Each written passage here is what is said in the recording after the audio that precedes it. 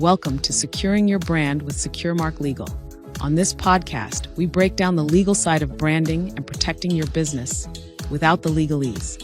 From trademark, copyright, and contracting tips to real-world case studies, we're here to help you safeguard your business, your brand, and reputation. We are here to help entrepreneurs, creatives, and business owners protect what they've built through smart, strategic IP solutions.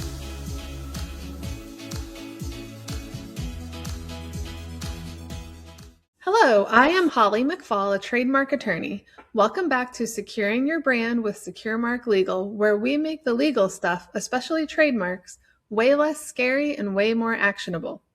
Today, we're talking about something that surprises a lot of business owners, whether to register your logo in black and white or in color, and how that decision can impact brand protection. And I'm Melissa Jeda. We work with business owners, creators, entrepreneurs across the country to help them protect their name, their brand, intellectual property that defines their business. We're going to take this conversation even one step further into trade dress, because sometimes your brand isn't just a logo. It could actually be the look or feel of your product, the packaging, or the customer experience. Hello, my name is Dawn. I'm really excited for this one because I feel like this is one of these topics that people assume is simple until they realize there's strategy behind it.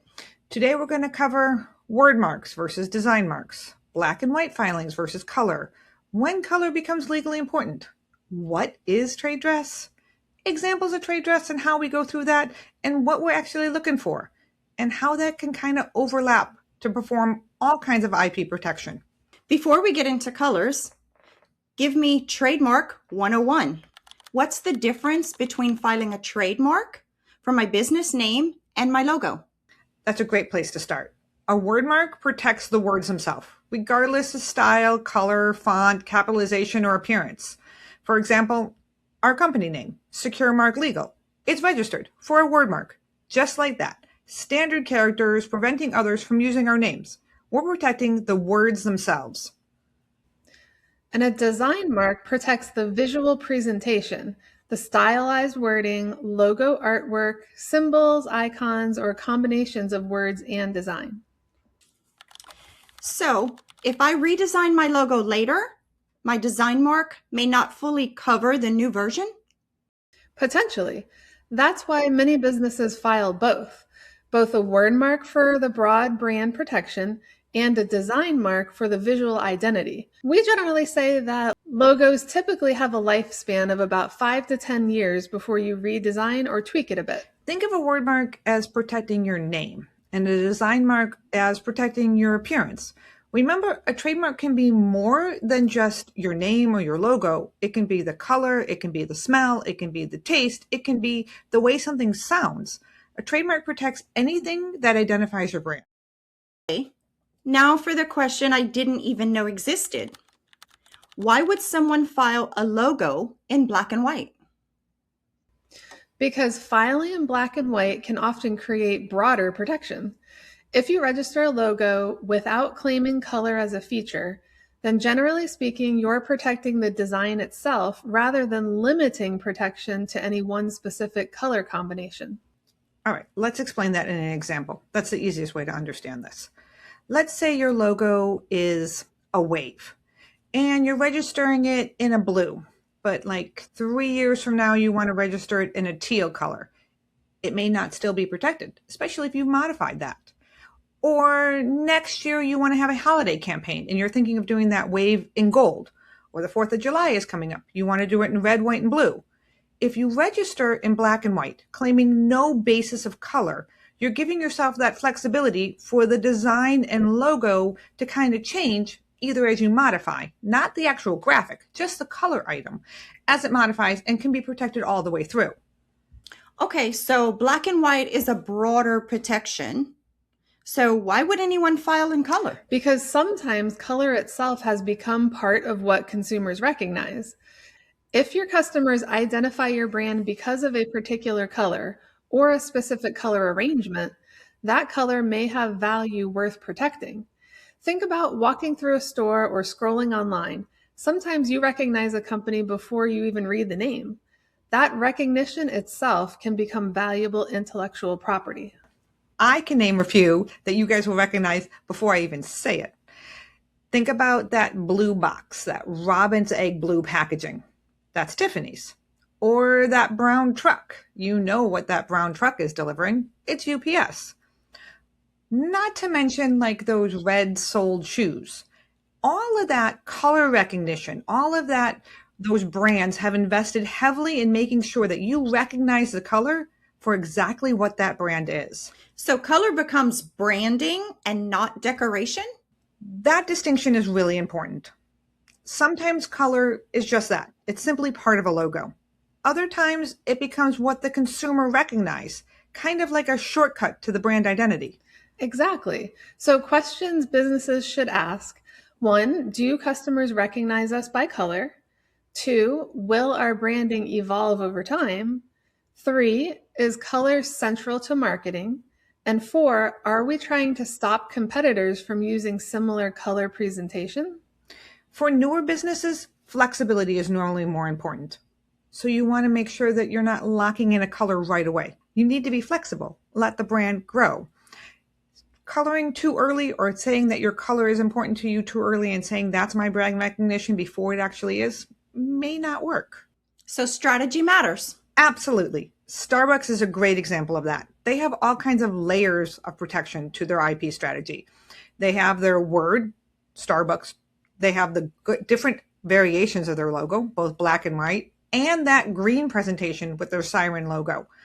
They have layered the protection. So if they are going to do a holiday color, or if they're going to have, a sale and they want it for breast cancer awareness or whatever else they're promoting, they can vary their logo for that. But they also have their color protected because that's what you know. That's what you see. You see that sign in the distance and go, okay, I'm going to get a coffee there. That's their brand protection. That's their brand recognition. But you want to have it in layers.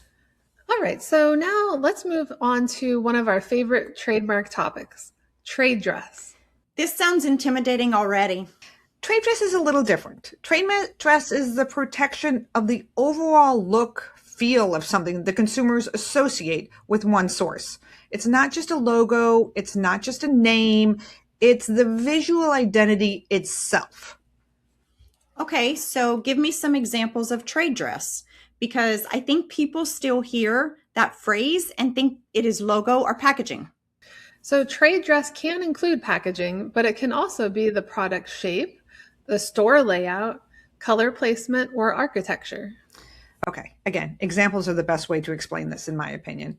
Think of that Coca-Cola shaped bottle. Not just the font of Coca-Cola, not just Coca-Cola red. We're talking about the shape of the bottle. Yes, that's packaging. That's how you're getting your soda. That shape is recognizable. Consumers identify it with drinking a Coca-Cola, with the brand. That's trade dress. The McDonald's gold arches, they've gone beyond just being a logo. They're identifying it, and it's a physical 3D item. That's trade dress. Another thing is, talking about packaging, is that Happy Meal box. You know exactly the shape of a Happy Meal box when I tell you that you're opening up your Happy Meal box. You know what that is. That's also trade dress.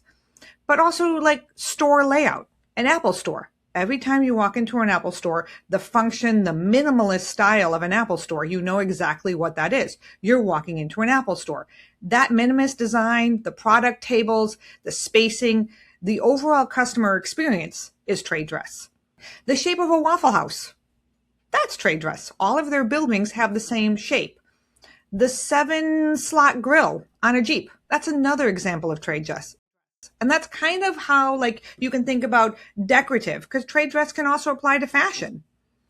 Okay, so if I see something and instantly know the company before seeing the logo, that may be trade dress. Exactly.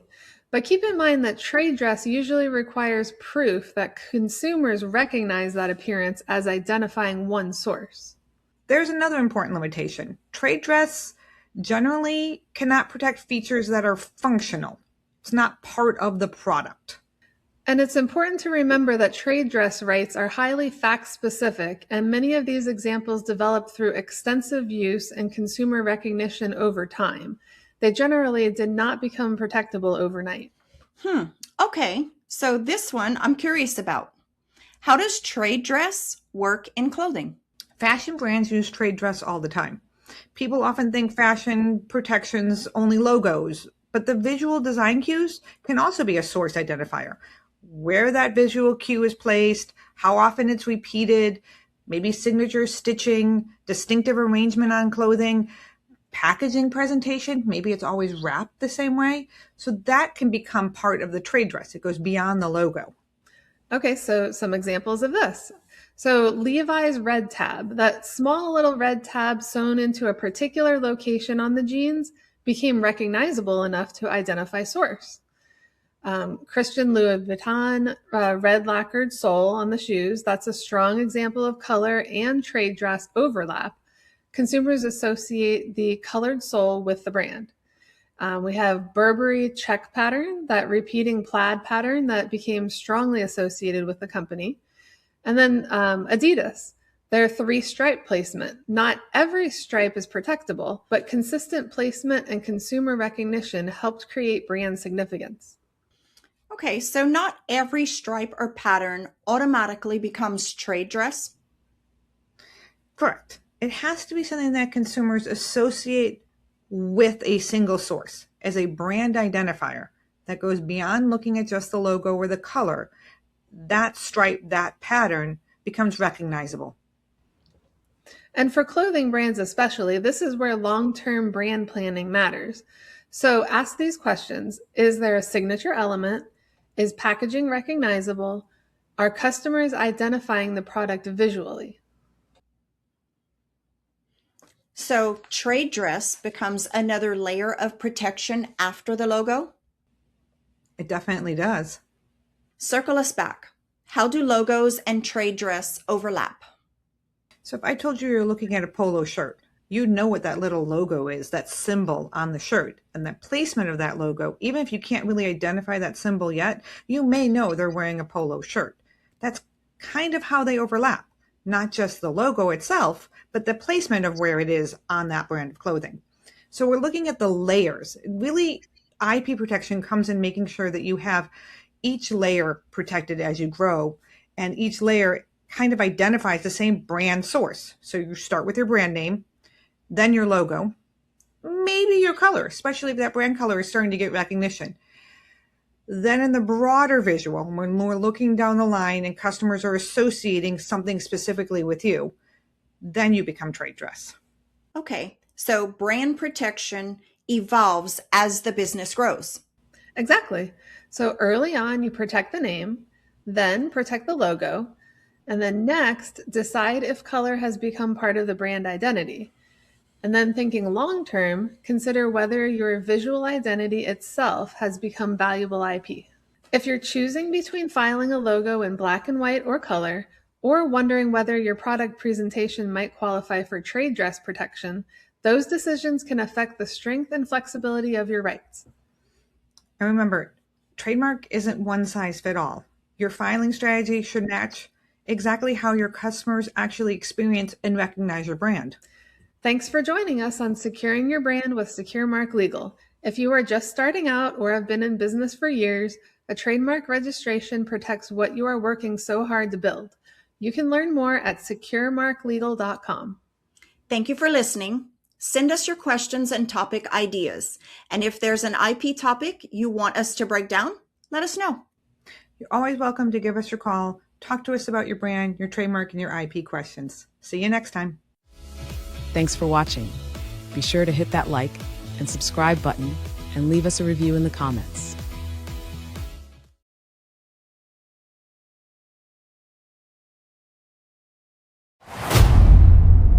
Securemark Legal.